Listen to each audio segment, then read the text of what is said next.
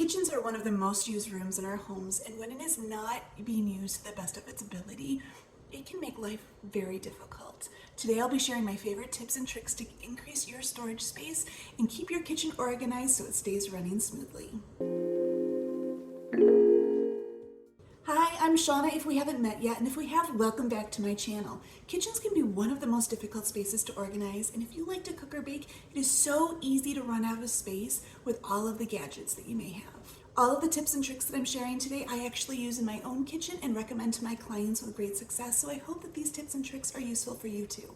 First up is always my number one recommendation for any project, and that is to declutter. Now, I'm not going to spend a lot of time on this one this morning, but because it is so easy to fall into the trap of getting every new gadget or the latest and greatest, kitchen accessory, I do need to mention it. So when you're going through your kitchen, ask yourself, do I really use this? Do I really need this? Are these items really making my life easier in every area? Now, there may be a really awesome tool that helps you chop your veggies faster, but if it's a pain in the butt to clean, maybe you're not using it because it stresses you out, because you know cleaning is a pain, so it just sits in your drawer or in your cupboard. Is there something you could be using instead of this gadget? By asking these questions, you may actually be able to part with some of these fun gadgets that not only stress you out when you use them, but every time you see them. And not only by parting with them will you get extra storage space back in your drawers or your cupboards, but it might be better for your mental health as well because you're not getting stressed every time you look at them. Another question you could ask yourself is, does this item really need to be in my kitchen, or can I store it elsewhere? We actually store some of our smaller appliances like our waffle maker and our slow cooker in our buffet in our dining room. They're still really easy to get to, but they're not taking up prime real estate in our kitchen, which we devote to things that we use daily or multiple times a week. The most common things that I hear about kitchens when it comes to organizing them is that space is limited, maybe your storage space isn't ideal, or you have no idea how to even organize your kitchen space. So maybe you feel like your storage space is limited in your kitchen. Maybe there's not a lot of storage. Maybe you have a lot of tools and toys and gadgets that you use often. Maybe you just don't have enough space to store your things. You've decluttered, you've tried to do it. Let's gain you some more storage space by thinking vertical. By taking advantage of empty space between the bottom of a shelf and the top of your containers or your items, we can easily gain you some more functional storage space. Here are my favorite ways to take advantage of that vertical space. Use under the shelf baskets. In my opinion, this is one of the most underutilized storage solution organizing tips anybody can use. These are so versatile, they're not limited just to being used in the kitchen. If you're thinking I'm crazy for mentioning these, I know in the past these have been really flimsy, but in the past couple of years I bought them from multiple stores, multiple different brands, and they are really strong and not the ones that we had like years ago. We have used them for storing things like coloring books and construction paper. We've used them for storing newspapers for when we had our guinea pig. We currently use them to hold storage in freezer bags and sandwich bags. We use them to hold food. They can be used to hold paper bags, aluminum foil, and plastic wrap. The list can go on and on. I love these because they fit easily on shelves. They take advantage of even just a few inches of space, and they're actually pretty good for the budget. As an extra bonus, you can even put a little basket inside of them to create like a fake drawer to hold other little tiny items. Another one of my go-tos for maximizing vertical space is to use stacked baskets. We have ones that we've had for years. We've used it for holding the kids' plastic dishes when they were little. We've used it for holding produce and food, craft supplies, toys. The list can go on and on with this one as well. We also have another set that lives underneath our kitchen sink to hold our towels and our sponges just because we don't have the extra drawer space. And it really helps take advantage of that awkward space underneath the kitchen sink that goes wasted way too often. Probably one of the most common used ways to take advantage of that vertical space is to use a shelf riser. You may have seen these mostly for like plates and bowls, but we use them in our cupboard for holding some baking dishes. I do not like to always stack my baking dishes with various sizes. I like to keep them like a size to a stack just because I don't like having to sort through things to find what I need, and then I don't like putting them away. I just know that about myself. So by using the shelf riser, I take advantage of that vertical space, and I know like my personal, like how I'm going to put things away. So it makes my life a lot easier. It's easier to just reach in and grab the exact size that I need and put things away really easily as well. Maybe your storage space isn't ideal. Sometimes I wonder who designed kitchen cupboards. Sometimes they can be really deep, like unnecessarily deep, or they can have like these blind spots or hard to reach areas where things just go to disappear and like you never hear from them again. I have two really easy solutions for you if you have cupboards like this. We have used these in our old home and I've recommended them to a couple of my clients, and they really do help. So if you have really deep cupboards or you have like those hard to reach areas, put your items in bins or baskets. Make a fake drawer, because then instead of reaching for individual items or things will get lost in the bag, everything is contained in that bin. And then you can just pull the bin out, find what you need, slide the bin back, and then nothing's going to get lost anymore. I love this because it's very budget friendly. You can even use a cardboard box from your latest Amazon purchase. They do have fancy drawer maker solutions like cupboard slider things. I don't know their name, but those can be pretty pricey. So this is a really budget friendly way to make the best of these particular cupboards. Maybe you don't need all of that storage space, but things still get lost. Put cardboard boxes back there. One of my clients had an upper kitchen cupboard and her food items were always getting lost there, and she couldn't reach them, she couldn't see them, so she didn't know that they were even back there. I suggested putting, small shipping boxes up there, and while her boxes aren't like perfect for that size, she has mentioned that her food does get lost a lot less frequently. This is a trick we did in our old home as well. We didn't necessarily need all of our storage space, so by putting an extra cardboard box down there that we actually forgot about when we were getting ready to move, because we just couldn't see it, it really does keep items from getting pushed back and getting lost in those awkward, hard to reach areas. And lastly, be okay with minimal demolition. Now, before you think I'm telling you to start a whole kitchen remodel project, that is not the case at all. Sometimes kitchen cupboards just don't work for us. In our old house, we had a kitchen cupboard that had this annoying shelf in it. The shelf was not big enough to really hold anything. And then the things that I did want to store in that cupboard did not fit because of the shelf. One of my clients has a very similar cupboard in their kitchen, and it would be the perfect cupboard to store cutting boards and cookie sheets. However, the shelf is in the way. So what do? We grab a hammer and we knock the shelf out. Sometimes you just gotta do what you gotta do to make your kitchen work for you. And chances are really high that if the cupboard isn't working for you, it's not going to work for the person who buys your home and uses it next. It's a quick and easy fix that may seem scary at first, but will pay off in the long run. What if you just have no idea how to organize your kitchen just in general?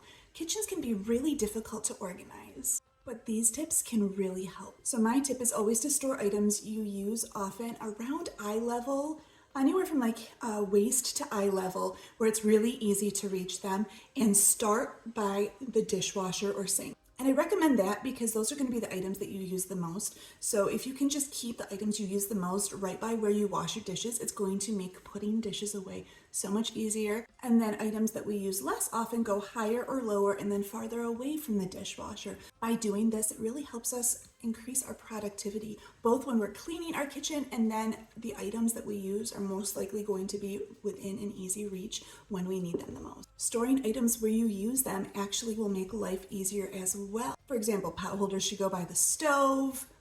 Dish towels should go by the sink because that's where we're going to dry our hands. Thinking like this can really help us plan where to put items in our kitchen, and then we can fill in the other areas with other items later. Storing like items with like items can really help organize a kitchen as well. In our middle drawer that is right there, you can't really see it, but that middle drawer, we actually have divided it up with baskets.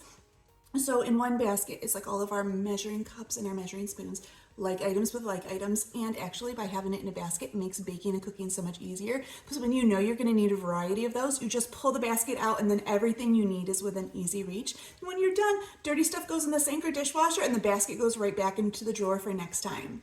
We also have another basket for like serving utensils. There's another one for like our cookie scoops and ice cream scoops. All of our baking trays and like our muffin tins go in one basket on the floor of our pantry together. Round baking pans and pie pans live together. All of our square baking and food storage dishes go together. All of our round ones go together. They don't all fit in the same cupboard, but they're really close to each other. By keeping those items together, it really makes it much easier to know where things belong, makes it easier to put away, makes it easier to find items. It just really makes the whole kitchen organization go much smoother. Some other storage solutions that I love is I have actually been, for the past couple years, slowly been getting cereal containers to hold all of the dry goods in our pantry.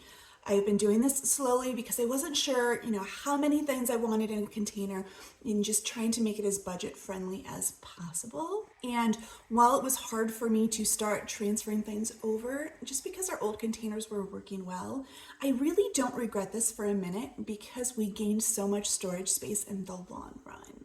So benefits to using cereal containers is it keeps pests out of our food. Like I said, I have gained more storage space because I bought squared off ones, not like the round ones, but squared off ones, which fit together really nicely in the pantry. There's a lot less wasted space. Previously, I was using mismatched round containers, and if you've ever seen like round things don't fit nicely next to each other, square things do, so that makes sense. And because they're long and narrow, it's actually taking better advantage of my shelf space, because some containers that I've been using were too big to have anything sit in front of it on the shelf, so there was a lot of wasted space that way.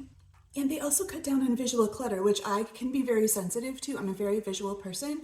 So by seeing a lot of mismatched containers, I would think that my pantry was cluttered, while it wasn't. So this just presents like a much cleaner, neater appearance.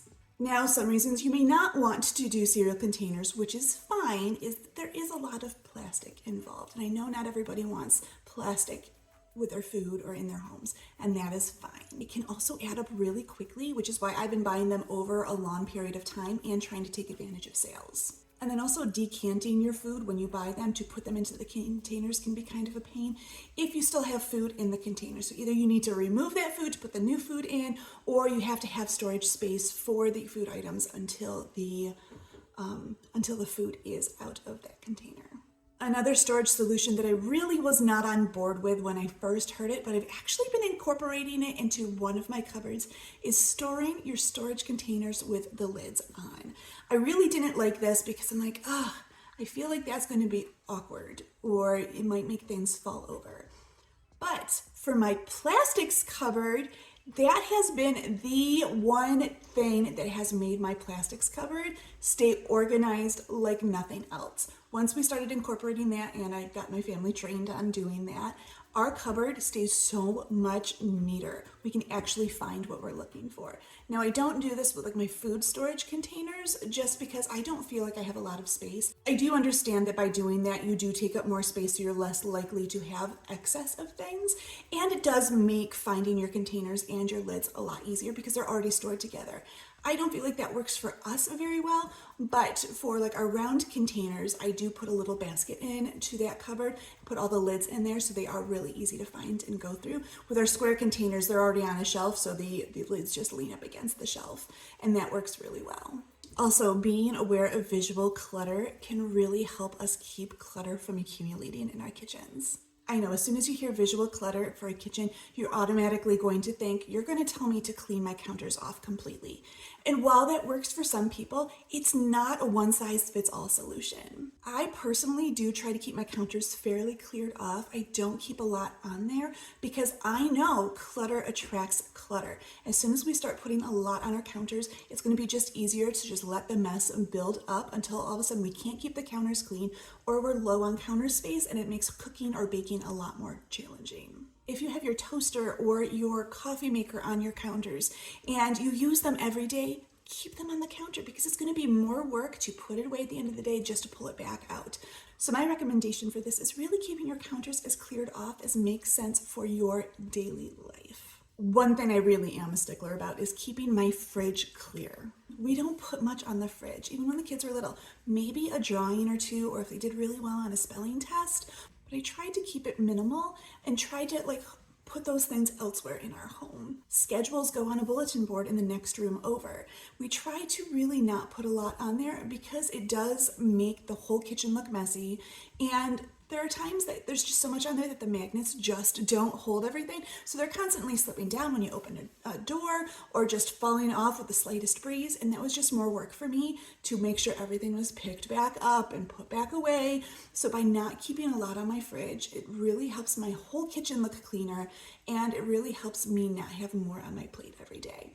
As far as the top of the fridge, I know some people don't have a lot of storage space, so they do store things on their fridge, which is fine. Do what works best for you. We try to not use it just because it does look messy really easily. When you walk into the kitchen, that is the first thing you see from the other rooms of my home. So I don't want to see that when I walk into my kitchen. I do have a basket that lives up there for like special treats for special occasions.